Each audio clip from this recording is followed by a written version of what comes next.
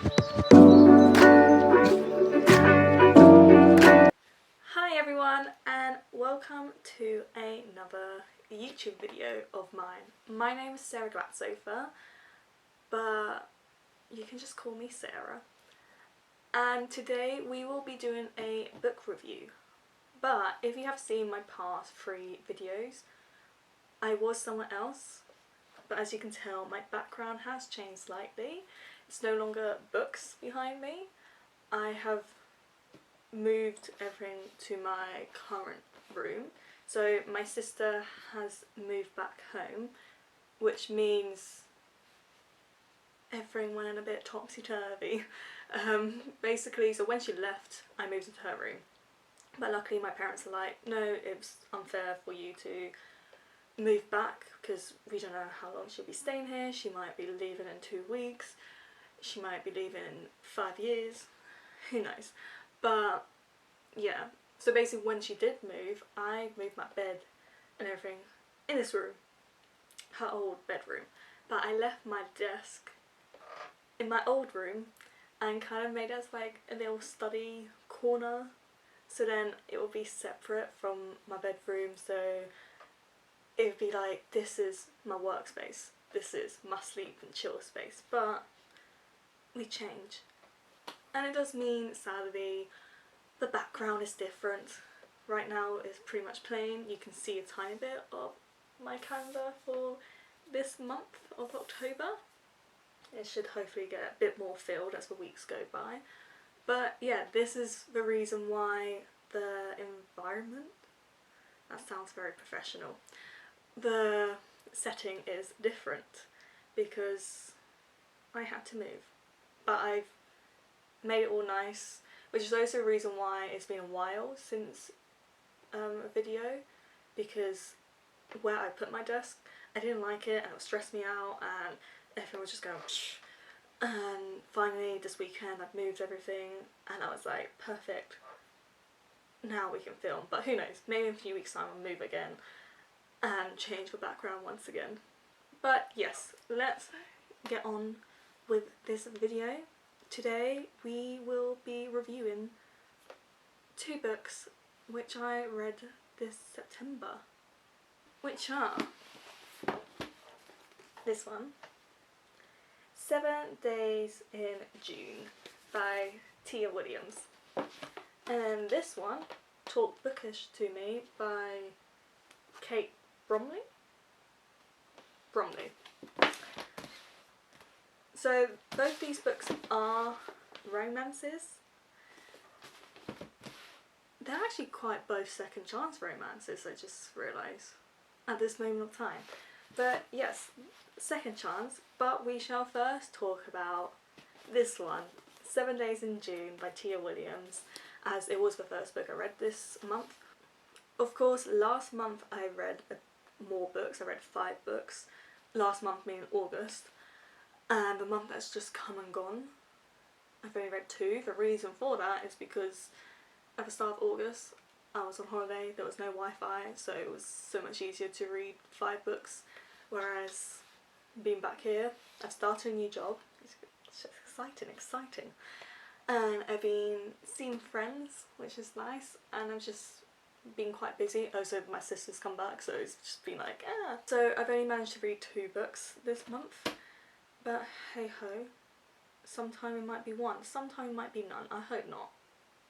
It's the reason why we're doing this, so maybe I can at least read 1 book per month. And I know it's bad considering this is a booktube channel and this should be like, I should be reading 100 books per month. It's a bit of exaggeration, but yeah, we'll read as much as we can because life just happens. But let's start with this book. So the blurb, the summary, the synopsis of this book is about Ava Mercy. I was going to say Ava Williams, but that's her surname. Ava Mercy, who is a single mother and best-selling erotica writer. And it's also about Shane, who is an award-winning novelist.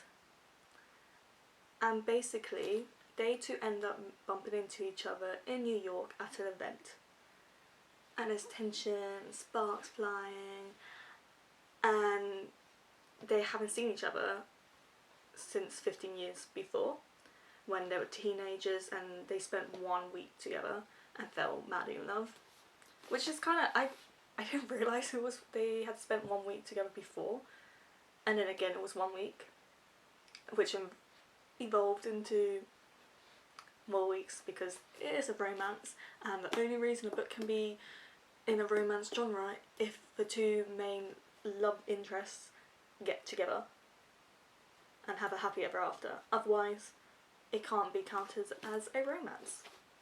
But yeah, and over the next 7 days in their present time, since bumping into each other, questions arises and they reconnect, and I did think it was going to be a cliche that she has a child with him, because that is quite a common thing, hence it being a cliche.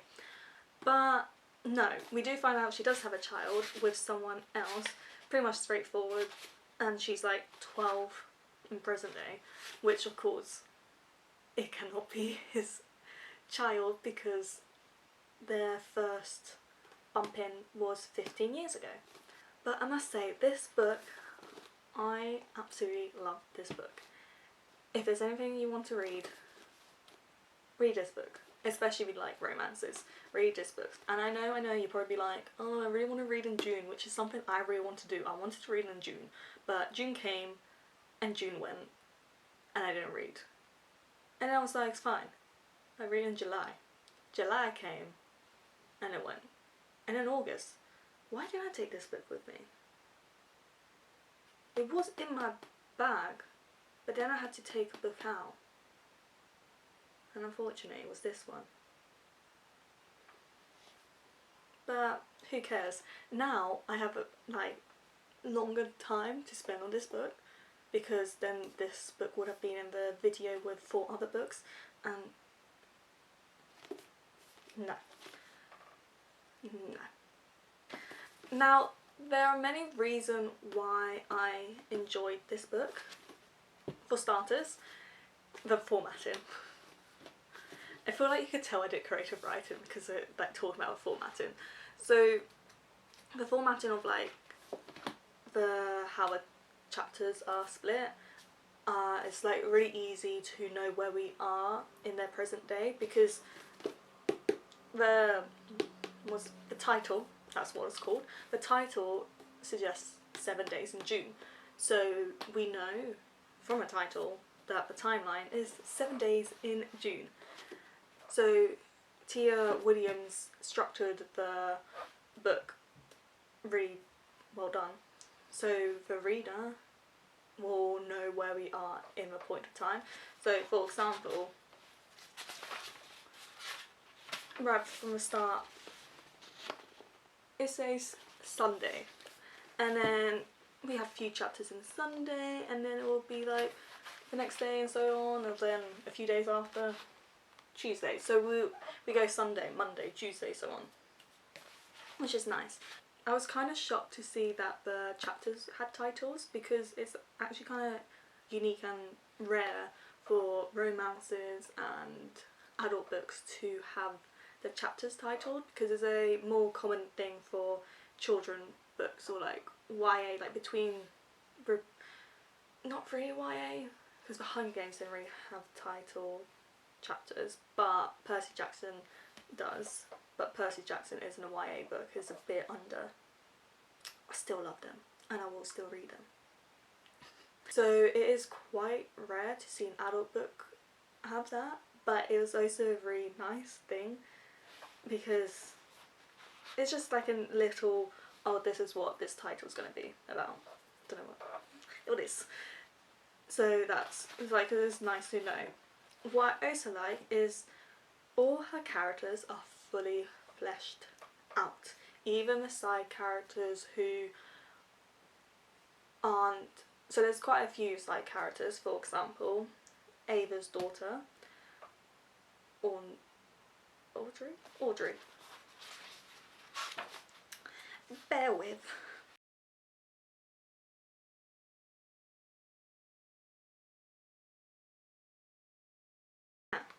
Audrey. It is Audrey. Audre is Audrey. Now I'm saying that so many times I feel like I'm getting it wrong.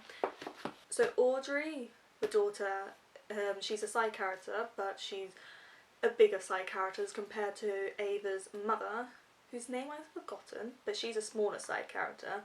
We only have one point of view from her. Both of these characters and all the other side characters are fully fleshed, same as both our main characters, Shane and Ava, which is, of course, they're going to be fully fleshed out. I'm saying fleshed so many times, and now I don't like that word, and I can't think of another word.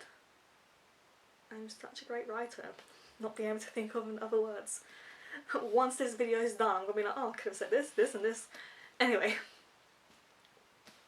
So, which is nice to see, because humans are complicated, and doing this, like, even digging deep into the side characters makes readers have some not emotions, feelings, and be able to relate some ways with the characters. Like, I personally really loved Audrey, the daughter, because I could see me in her in some ways, like how she sort of question things and everything like that. I was like, I really like her, which I know for some people they'd be like, she's so annoying.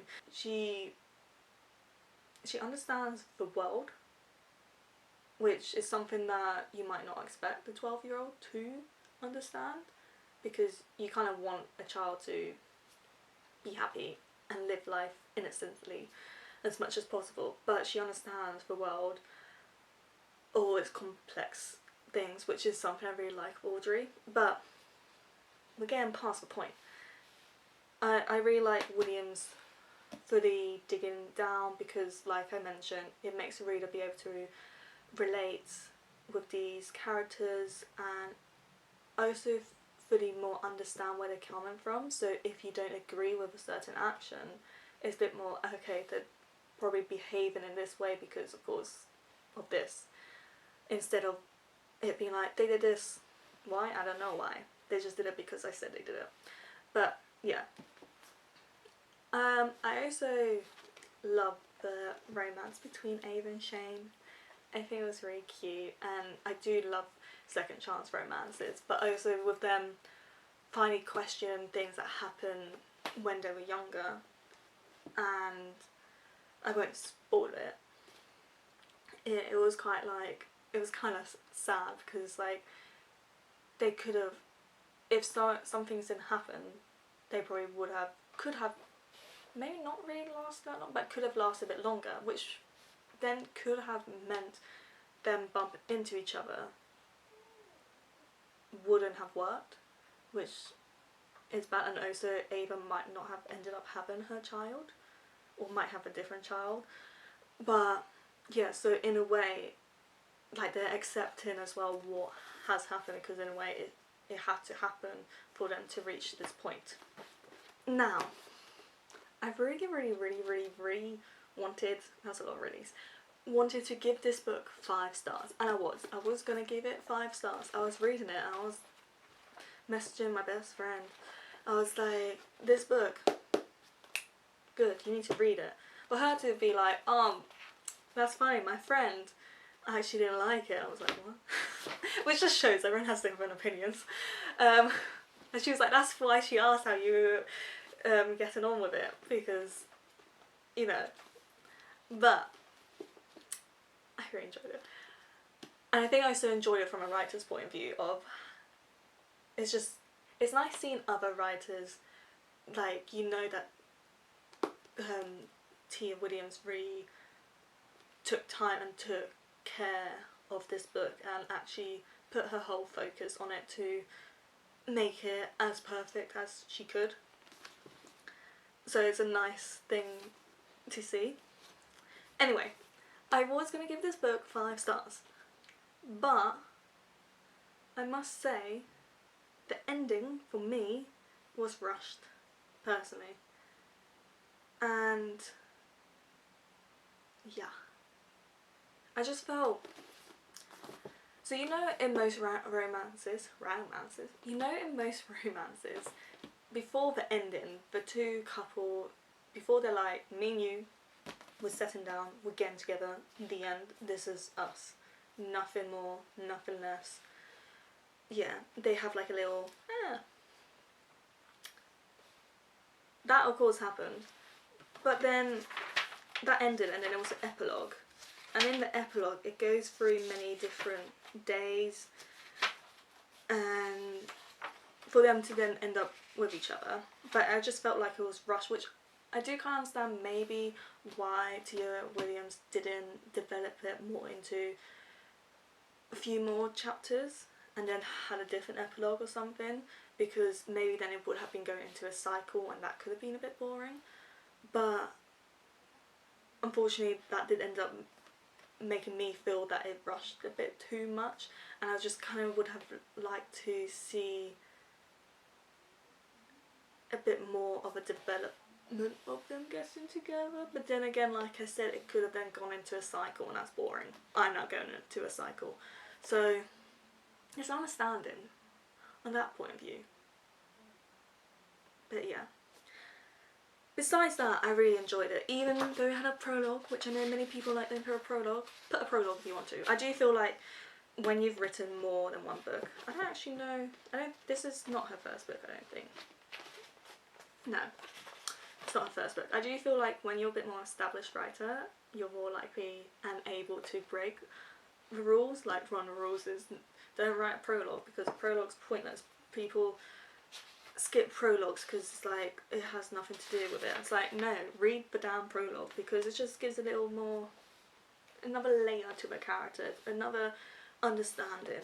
I mean, could you have read this book without the prologue? Probably. But I wouldn't advise you to do that. But overall, this book, I would be given 4.5 stars. I want to give it a 5. You know what? I'm giving it a 5, because now, after talking about it and understanding why maybe Tia Williams did that, I understand. I get it. 5 out of 5 stars. Read it. Or beat it. I don't know where that violence came from, I'm really sorry. But yeah, 5 out of 5 stars. I think I'll put this 5 out of 5. Yeah. Okay, now on to the second book. This one, Talk Bookish to Me by Kate Bromley. So the main reason why I picked this book was because our protagonist, Kara, is a romance writer. She's an author, a romance author with 7 books under her belt. And I was like, I kind of want to be like that. That's what I want to be. I want to be a romance author, as well as dabble a bit of fantasy, and maybe crime, and YA, who knows, I just want to do a lot. And also, this is Kate Bromley's debut novel, which I feel like it's important to support newer writers with their debut books and everything, because all I can think of is when that will be me, I would like that support for people to be like, oh, let me just try her out and see. If I'm not the writer for you, then I'm not the writer for you. If I am the writer from you, if I am the writer for you, then thank you for being a fan. Be like a long-term fan, that'd be so cool. Anyway, we're getting past the point. So basically this book revolves around Kara, who is avoiding her deadline. She's on writer's block, and it's the week of her best friend's wedding, and she's a maid of honour, and it's all like, when she's at the wedding, not wedding, the pre-party wedding, so it's like the start of the week, so say it's Saturday, they have a little party, and the wedding's happening that Friday or Saturday, one of the days. And so they had a little party, but when she's at the party, who does she bump into? Her ex-boyfriend, Ryan. I know, like I mentioned before, this is also a second chance romance with a little bit of enemies to lovers, because Kara's like, no, don't want to be around this man. that's what she turned herself. But when she sees him, she's like, control. I did enjoy this book. There was parts I really liked. For example, I really liked how the novel that Kara was writing did cross over with her real life. I thought that was quite clever. But the main part I really liked was the dialogue. I do feel like the dialogue between Kara and Ryan was very realistic, very you could tell, like, if you just open a book, a random page, and it had some of their dialogue, you'd be able to tell that they had some history and there's some chemistry there without having to be told. Like, you could see, you were shown their past and their relationship through the dialogues, which is well done. To Kate. However, I feel like we've gone real quick to the however part. As much as I did like this story,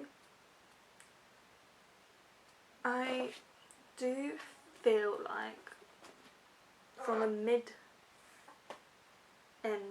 to the end, like the third, 3/4 to the end, I slowly didn't like it. Because, so as I mentioned, second chance romance. And does play a part. And as I mentioned when I was talking about 7 days in June, I was going to say 7 days in heaven. 7 days in June, and 7 minutes in heaven. Not 7 days, can you imagine? Anyway, 7 days in June, I mentioned how in most romance novels there's that little climax part where the main characters or the main love interests kind of break apart before they're properly like me and you. So of course this event happened in this book, but the reason for the breakup, I was a bit like, because you kind of learn why they broke up the first time. So yeah, ex-boyfriend, I mentioned ex-boyfriend, everything. I was just a bit like, ooh, no, he didn't cheat. But let me get into it. I don't want to spoil it, but I feel like I need to explain why I didn't like it. So if you don't want to hear a spoiler and you would like to read the book, don't listen to this, and you can come back and listen and be like, I agree with you, Sarah, or I disagree. But anyway, so a problem that comes with second chance romances is the reason for this second chance to happen is that their previous relationship didn't end up toxic or end up bad, which is something that sometimes some writers can do. Yeah, but neither one did that, which is good, because I feel like the main reason for second chance romance, like, is either they broke up for some misunderstanding, they broke up because something forced them to break up, or they broke up because at that moment of time they decided that it would be best to split up for them to carry on achieving their dreams or something like that, you know. So it's not like, no, they broke up because one of them cheated, or they broke up because one of them was verbally abusive or other things. Like, otherwise that would be toxic and that wouldn't be a good second chance. Anyway, so this second chance, we basically learned that Kara thought Ryan was cheating on her with this girl who was actually just a friend. And I know, like, friend, but yeah, because they had like a long distance, but it was just a friend. However, we learned that he didn't cheat. But this is when it gets a bit more spoiling. But at the wedding, we learn that actually Ryan is taken. And bear in mind, throughout that week, things have happened between Kara and Ryan. But he is engaged with the lady that Kara thought he was cheating with all those years ago, which he wasn't. That's the main point. He wasn't cheating.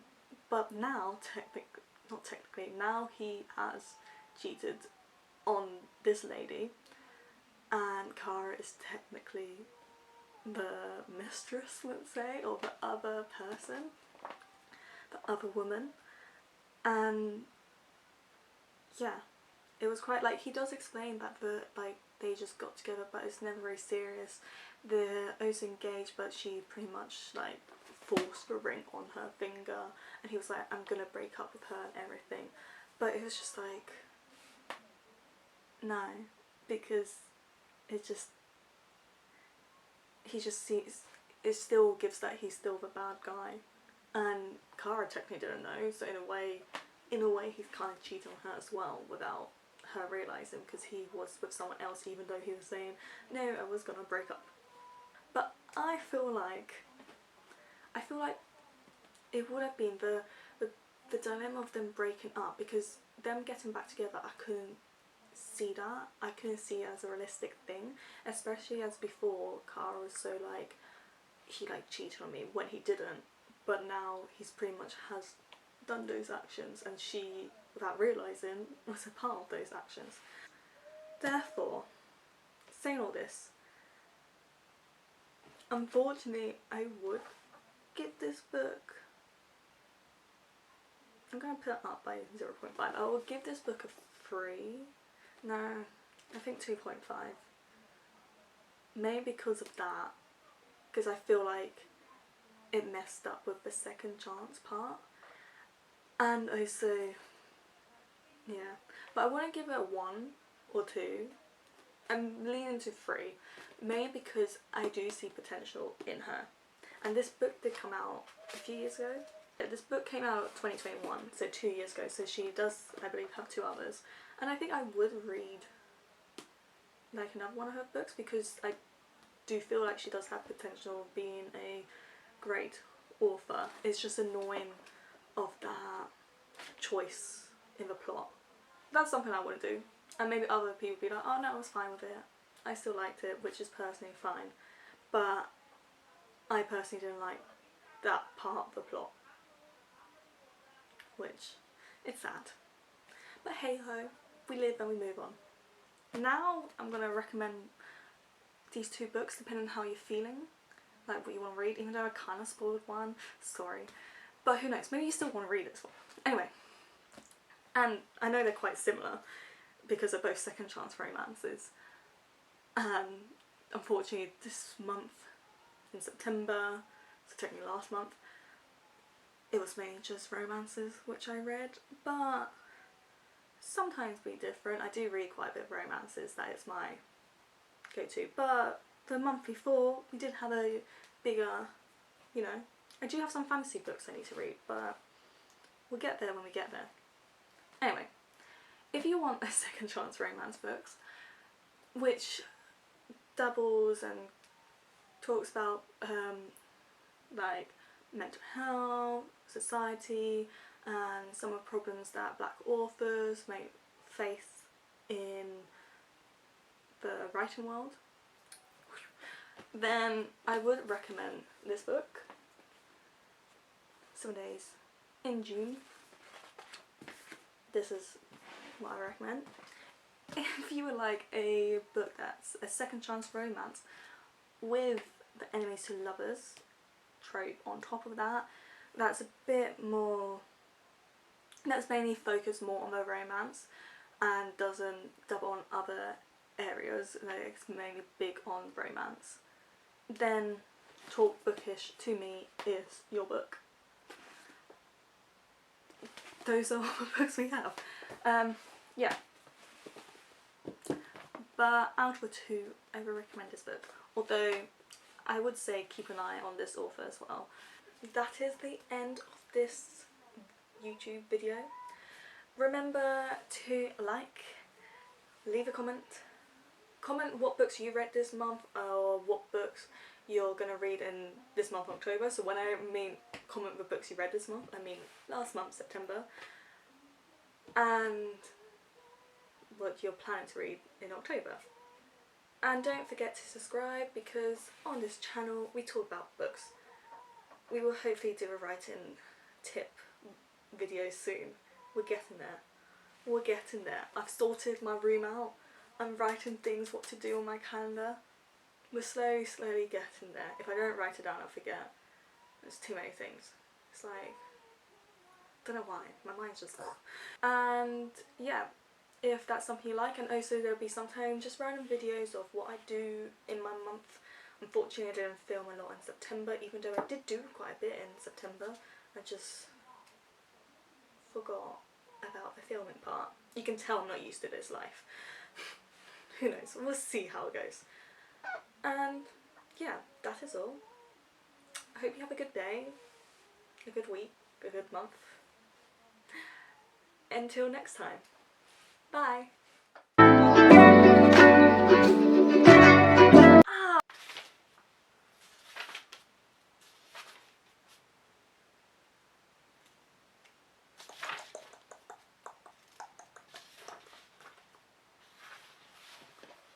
Audrey. I swear her name's Audrey. From my little shop of horrors.